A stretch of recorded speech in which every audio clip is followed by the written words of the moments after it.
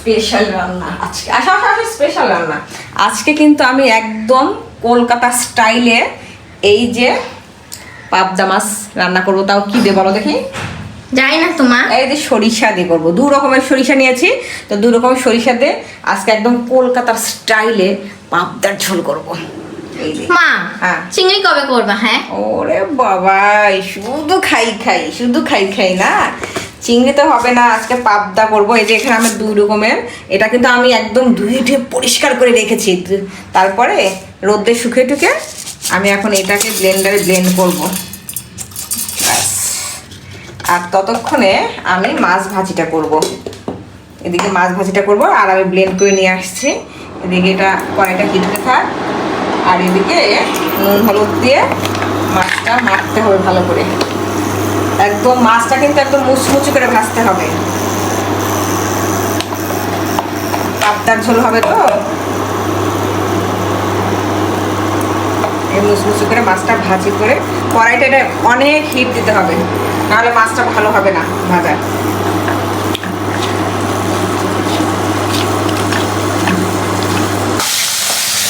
লোহার কড়াইতে মাছ ভাজছি, কারণ লোহার কড়াইতে মাছ ভাজলে একটু মাছটা লাগে না, এই জন্য আমি লোহার কড়াইতে মাছ ভাজি,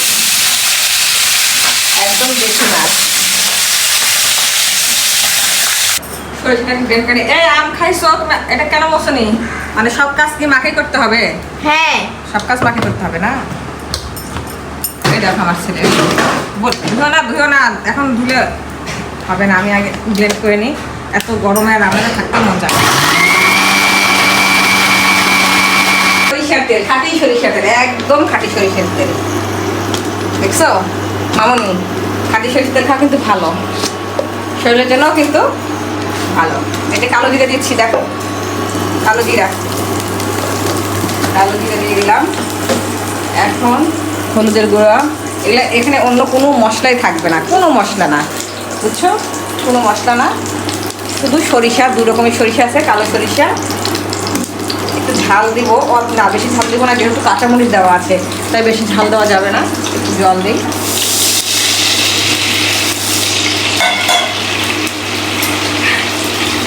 হলুদ তো নাই, এখন হলুদ নিতে হবে, ফ্রিজে রেখেছি, হলুদটা নিয়ে আসি।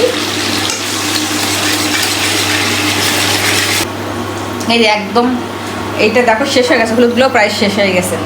সংসার করতে কত কিছুই না শেষ হয়ে যায়, এটা সবসময় লেগেই থাকে। এই আনছি, মনে হয় যে 1 মাস বোধহয় হয়ে যাবে বা 2 মাস হবে না, শেষ হবে। এখন হলুদের গুঁড়ো দিয়ে দেবো, লবণ, হ্যাঁ প্রচুর গরম করছে, গরম। এই যে এখানে হচ্ছে পেস্ট করা,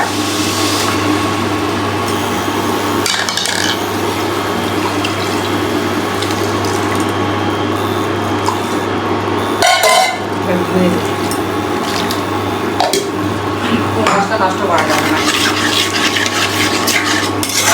এই তুমি সবসময় বিরক্ত করো কেন? সবসময় বিরক্ত করো। যে মাছগুলো ভাজা আছে, মাছগুলো দিয়ে দিচ্ছি এক এক করে। এটা মশলা কষাতে হয় না, এটা এমনি পাতলা মাছ, এটা ঝোলে আর ইয়েতে হয়ে যাবে। প্রচুর গরম পড়ছে, রান্নাঘরে থাকা যাচ্ছে না, একদমই থাকা যাচ্ছে না। ঢেকে দিলাম, 5 থেকে 7 মিনিট আমার মাছের ঝোলটা, মানে সরিষা বাটা দিয়ে পাবদা হয়ে যাবে। প্রচুর গরম পড়ছে, থাকা যাচ্ছে না রান্নাঘরে। মা এগুলো কি দিয়েছো? আর বলো না, একটু দেখি যে লবণ চড়া চড়া লাগতেছে, তখন আমি ইউটিউবে দেখেছিলাম যে যদি লবণ চড়া হয় তাহলে ময়দায় একটু গোল গোল করে দিলে তাহলে আর লবণ চড়া মনে হয় না। তাই আমি সত্যি দেখলাম যে না, মানে ওরকমই মনে হচ্ছে। যাই হোক, এই যে পাবদা মাছের তরকারিটা আমার হয়ে গেছে। কেমন হয়েছে কালারটা? দারুণ না?